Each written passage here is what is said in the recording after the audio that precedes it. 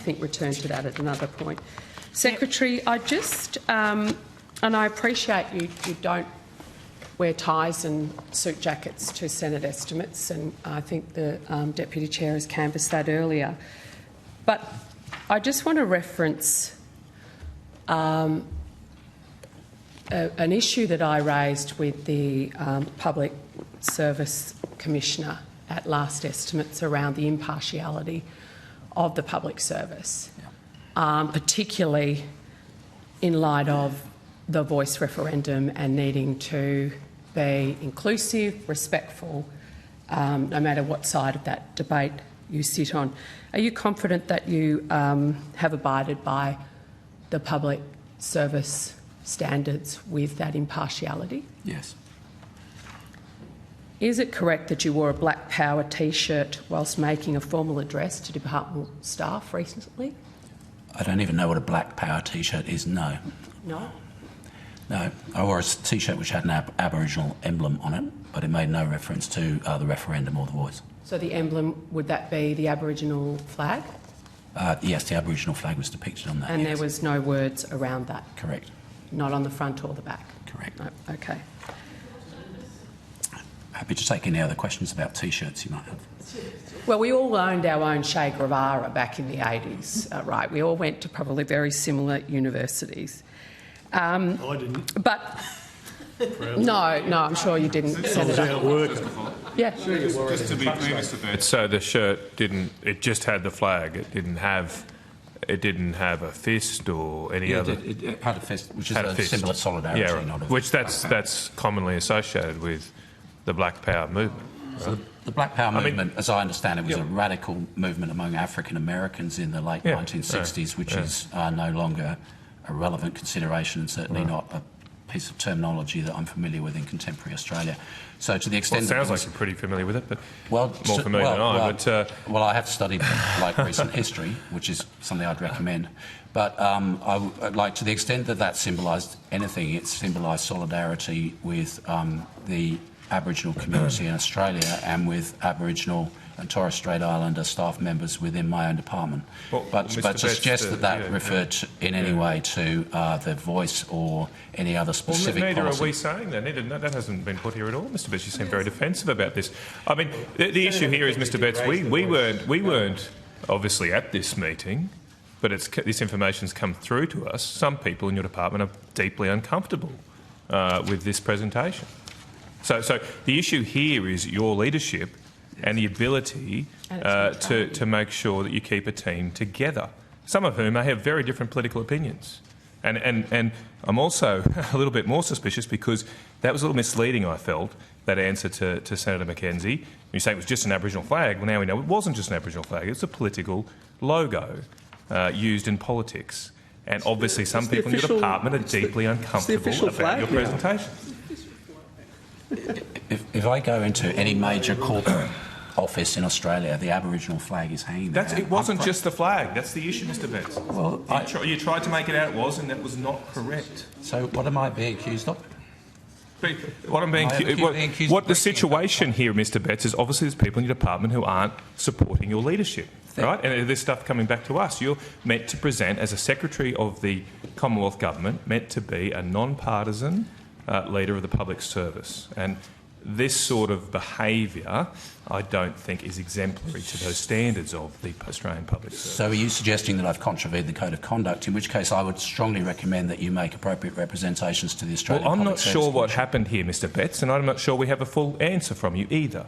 Okay, because you've been a little shifty to the questioning this morning, and now you're backtracking on it. So let's just wait and see. Hang on. Order. As much as I encourage people to ask their questions and we respectfully wait for each other to give the answers, I think the choice of your wording there, Senator Canavan, you might want to reflect on a little bit. No, I don't. You don't want to reflect on accusing Mr. Betts of being shifty? A little bit shifty? No, I don't. I think that's very sad. If I just say, I'll come back to you, Senator Canavan. For those who are listening, this is certainly not the view of the committee as a whole.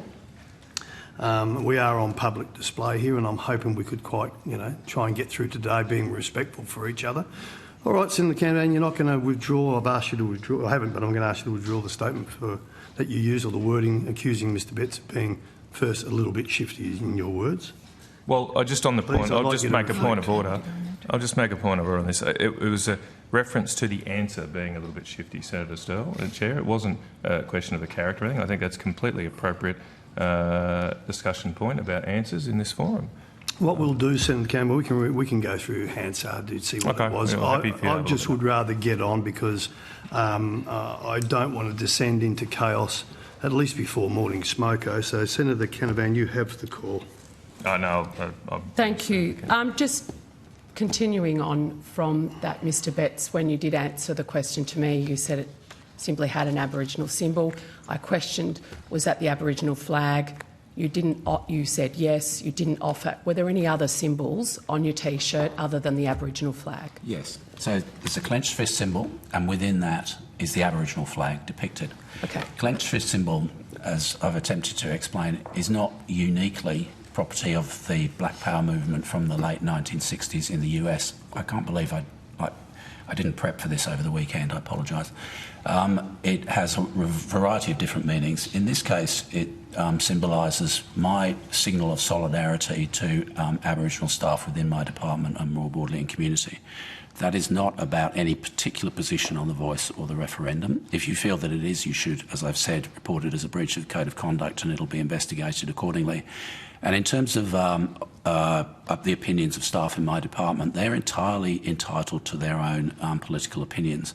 But I'm sure that there are many Aboriginal staff within the department who have traditionally felt excluded and would welcome the fact that their secretary is symbolising that things which matter to them also matter to the head of the department. Mr Betts, do you, and I absolutely agree that the public service should be inclusive of a broad range of perspectives, but that also includes conservative perspectives with the particular question that Australians are going to be asked around the Voice. People within your department obviously felt strongly enough about their views not being respected by the way they interpreted the symbol on your T-shirt. Would you accept that in your efforts to symbolise solidarity for one cohort, that may have been misinterpreted by others within your staff as you not being inclusive of their perspectives? Your question was, do I accept that it may have been misinterpreted? Well, I'd have to on the basis that you've received the feedback that you have that it may have been misinterpreted. But I've received no feedback directly along those lines myself, notwithstanding the fact that Slido was in operation, so people would have been able to ask any questions or provided any feedback that they wanted to in real time anonymously, but no such feedback was provided at the time.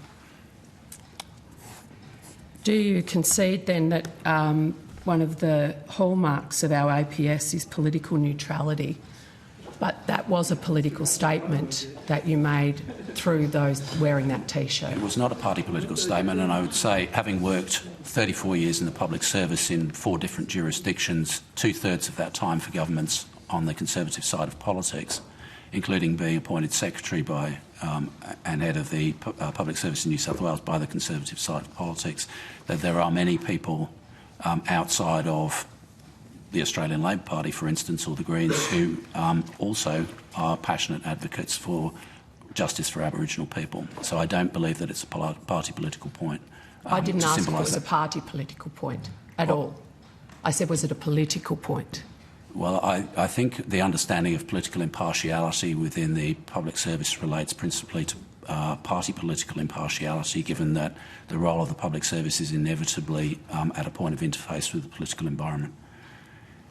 If I describe government policy to you, then in a way I'm engaging with politics. So being apolitical does not mean that you're entirely separated from the political process. It means that you're observing the traditions and standards of party political impartiality, which is the obligation on me, which I think I've fulfilled.